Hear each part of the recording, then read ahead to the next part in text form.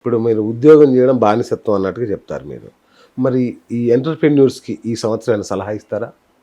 అంటే తన కాళ్ళ మీద తను నిలబడాలనుకున్న వాళ్ళకి మీరిచ్చే ధైర్యం ఏంటి? ఒకటే, మోస్ట్ ఆఫ్ ద రీసెర్చ్ ఎక్కువ చేయండి. రీసెర్చ్ ఎక్కువగా చేయండి. ఏదైతే మీరు వ్యాపారం చేస్తారో ఆ వ్యాపారానికి ఎక్స్పైరీ డేట్ ఉండకూడదు. అదొకటి బాగా గుర్తుపెట్టుకోండి. ఒకవేళ ఎక్స్పైరీ డేట్ ఉన్నా దానితో యాడ్ ఆన్ ఎక్స్పైరీ డేట్ లేని ప్రొడక్ట్స్ పెట్టుకోండి. ఓకే. యాడ్ ఆన్ ప్రొడక్ట్స్ పెట్టుకోవాలి. ఎక్స్పైరీ డేట్ లేనివి యాడ్ ఆన్ ప్రొడక్ట్స్ పెట్టుకోవాలి. ఓకే. తర్వాత ఇంకోటి, ప్లాన్ బి తప్పకుండా ఉండాలి. ఓకే. ఎంట్రీ ప్లాన్ ఉన్నట్టే ఎగ్జిట్ ప్లాన్ కూడా ఉండాలి. ఎగ్జిట్ ప్లాన్ లేకుండా ఏవి కూడా ఎగ్జిక్యూషన్ చేయకూడదు. అదొకటి.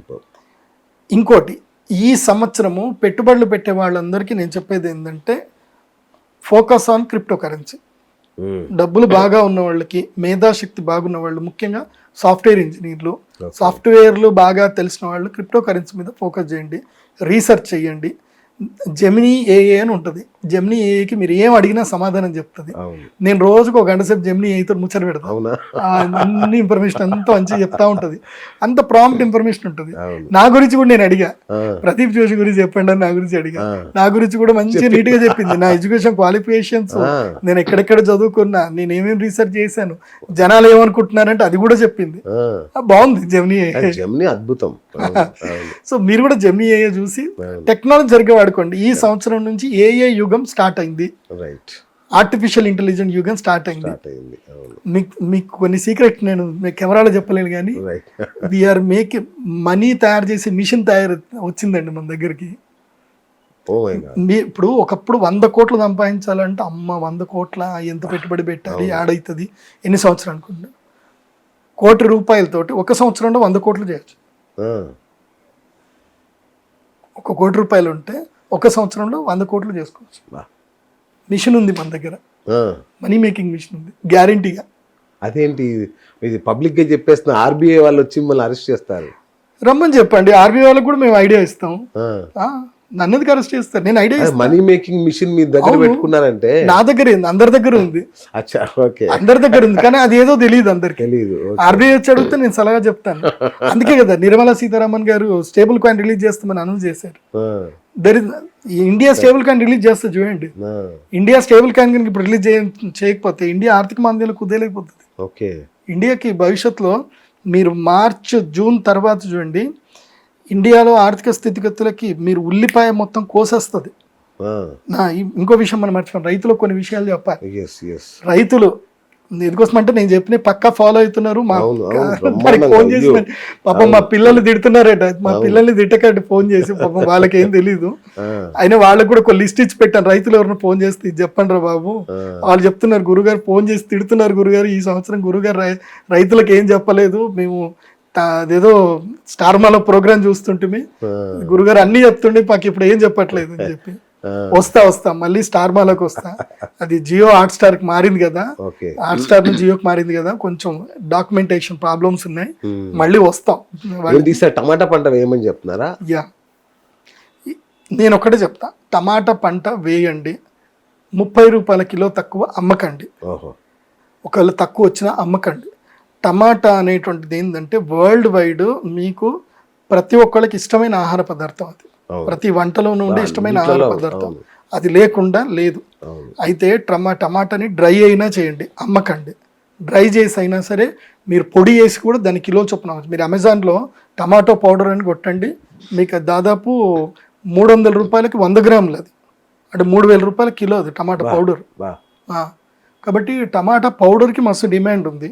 మీరు టమాటాను తయారు చేసుకోండి, టమాటాలు ఎండబెట్టేసండి. మీకు అది నచ్చలేదానికి రోడ్డు మీద పడేయకండి. టమాటాలు ఏముంది, కూర్చొని కట్ చేసుకుంటూ ఎండలో పెట్టేసేయండి. అది మొత్తం ఆరిన తర్వాత పొడి చేసి దగ్గర పెట్టేసుకోండి, అది పాడవద్దు. ఇంకా సూర్యుడు వెలుగు తరిగిన తర్వాత ఇంకా అది పాడవద్దు. సో అది దగ్గర పెట్టుకోండి, మీకు అది ఇంకా ₹3,000 కిలో అంటే ఇంకా అర్థం చేసుకోండి. అది కాబట్టి ఈసారి మార్కెట్ని కుదేలు చేసేటివి ఏంటంటే టొమాటో, ఉల్లిపాయ, మళ్ళీ అదే పరిస్థితి వస్తుంది. తెల్ల ఉల్లిపాయ పండించుకోండి, తెల్ల ఉల్లిపాయ పండించుకోండి. ఇప్పుడు ఆనియన్ కూడా కొత్త టెక్నిక్ వచ్చింది తెలుసా. ఉల్లిపాయకి నీకు రేట్ రాలేదు అనుకో, మీరు ఆనియన్ ని కూడా పూర్తిగా కట్ చేసి అది కూడా డ్రై చేసి పొడి చేసి పెట్టచ్చు. ఇప్పుడు ఆనియన్ అది కూడా పొడి దొరుకుతుంది, ఆనియన్ పౌడర్ కూడా, మునగాకు పొడి, ఇవన్నీ మునగాకు పొడి కూడా దొరుకుతుంది. కాబట్టి ఈ సంవత్సరం రైతులు ఫోకస్ చేయాల్సింది ఏంటంటే టమాటాలు పెట్టుకోండి, మునగ చెట్లు పెట్టుకోండి, తెల్ల ఉల్లిపాయ పెట్టుకోండి, అట్లాగే పాలకూర, బ్రోక్లీ పంట పెట్టండి. బ్రోకలీ, తర్వాత ముఖ్యంగా పాలకూరకి బాగా డిమాండ్ పెరుగుతుంది. పాలకూర మీకు ఇప్పుడు ఒక కట్ట కొనాలంటే 50 రూపాయలు, ఇప్పుడు ఎంత చిన్న కట్ట. సో 500 రూపాయలకి 10 కట్టలు ఇస్తానని చెప్తారు. ఇప్పుడు ఆ పరిస్థితి వస్తుంది పాలకూరకి. సో పాలకూర బాగానే పోతుంది. నెక్స్ట్ ఇంకేం చెప్పాలి, బ్రోక్లీ పంట పెట్టమని చెప్పాను. ఆ తర్వాత అశ్వగంధకి విపరీతమైన డిమాండ్ పెరగబోతుంది. కాబట్టి అశ్వగంధ పండించండి. అది ఈజీ పంట. ఇట్లా మీరు దున్నేసి ఇట్లా ఇత్తనాలు వేసి నీళ్ళు వదిలేస్తే చాలు, అదే పెరిగిపోతుంది. ఒక 6 నెలలకు పెరిగిపోతుంది. మీరు కలుపు కూడా చూడాల్సిన అవసరం ఉంటుంది, అదే పెరిగిపోతుంది. అవి ఏ గోదలు కూడా తినవద్దండి. మంచి అశ్వగంధ పంట, మంచి డిమాండ్. అది 2500 రూపాయలకి, అది మార్కెట్లో 200 రూపాయల కిలో, 25,000కి కింటా ఏమవుతుంది అట. మంచి అది. సో అశ్వగంధ మెడిసిన్స్ వాడతారు. అశ్వగంధ ఇది తీసుకోండి. సో ఇంకా ఉన్నాయి. ఇంకా ఉగాదికి అయితే ఫుడ్ ఇండస్ట్రీ బాగుండే అవకాశం ఉందన్నమాట. బ్రహ్మాండంగా ఉంది. ఫుడ్ ఇండస్ట్రీకి మంచి లాభం ఉంది ఈ సంవత్సరము. ఎవరైతే రైతులు కొంచెం ఇంటర్నెట్ బాగా చూసి తెలివితేటలు బాగా, ఒక్కడి గుర్తుపెట్టుకోండి, సంఘే శక్తి కలౌ యుగే, కలికాలంలో సంఘటిత శక్తియే గెలుస్తుంది. ఒక్క రైతు నేను అనుకుంటే నువ్వు దిగాలు ఉండాల్సి వస్తుంది. 10 మంది రైతులు కలిసి మీరు ఒక సహకార సంఘం పెట్టుకొని మీరు డైరెక్ట్ బయ్యర్కి మీరు అమ్ముకుంటా అంటే, డైరెక్ట్గా మీరు కంపెనీకే మీరు అమ్ముకుంటానంటే మీకు మధ్యవర్తులు ఎవరు మిమ్మల్ని డిమాండ్ చేయలేరు. అసలు ఒక ఊరంతా కలిసి ఒక సహకార సంఘం పెట్టుకొని ఒక కోల్డ్ స్టోరేజ్ పెట్టుకుంటే ఆ ఊరు కోట్లు సంపాదించగలుగుతారు. కానీ మనకు అది లేదే, మనకు అది నేర్పియరే. మన స్కూల్లో అది నేర్పియరు. మన స్కూల్లో ఏం నేర్పియాలంటే చట్టాలు నేర్పియాలి. ఎగ్జాక్ట్లీ, చట్టాలు మెయిన్గా నేర్పియాలి. మన స్కూల్లో ప్రొడక్ట్స్ ఎలా తయారు చేసుకోవాలి, ఇండస్ట్రీస్ ఎలా నేర్పియాలి, ఎకనామిక్స్ నేర్పియాలి, ఫినాన్షియల్ స్టడీస్ నేర్పియాలి, పాలిటిక్స్ నేర్పించాలి, అట్లాగే అగ్రికల్చర్ నేర్పియాలి. అగ్రికల్చర్ నీకు ఏది పంట పెడితే ఈ పంటను ఎట్లా పండించారు ఇవన్నీ చెప్పాలి. ఇవి చెప్తే లైఫ్ లో సస్టైన్ అవుతారు. మీరు మ్యాథమెటిక్స్ లెక్కలు ఎన్ని వేసుకుంటే ఏం ప్రయోజనం?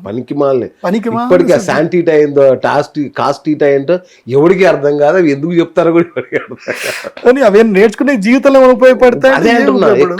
ఎక్కడ కాలంలో ఎక్కడ మనకు కనబడవు. ఏదో ఇస్రో సైంటిస్ట్లకు పోయినప్పుడు వాళ్ళకి ఏమైనా ఉపయోగపడతాయి.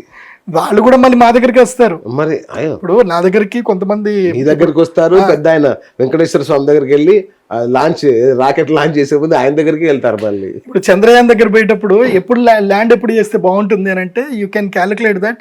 మీరు చంద్రుడికి అష్టమి, శుక్లపక్ష అష్టమి రోజు ల్యాండ్ అయ్యేటట్టు చూడమని చెప్పి స్వామి చెప్పారు. ద్వారకా పీఠాధిపతి చెప్పారు కాబట్టి వాళ్ళు కరెక్ట్గా అష్టమి రోజు ల్యాండ్ చేశారు చంద్రయాన్. ఎందుకోసం అంటే అష్టమి రోజు అక్కడ సూర్యోదయం అవుతుంది. అష్టమి రోజు సూర్యోదయమి, పౌర్ణమి మధ్యాహ్నం అవుతుంది, కృష్ణపక్ష అష్టమికి సన్సెట్ అవుతుంది అక్కడ చంద్రుడి మీద. కరెక్ట్గా సన్ రైజ్ అయ్యే టైంకి వెళ్తే మీకు 15 రోజులు మీకు కావాల్సిన ఫోటోలు దొరుకుతాయి. కాబట్టి వాళ్ళు అదే చేస్తారు. ఇది ఎవరు చెప్తారు? మీ కాస్ట్ ఈటా సైంటిటా చెప్పు, ఎవరు చెప్తారు?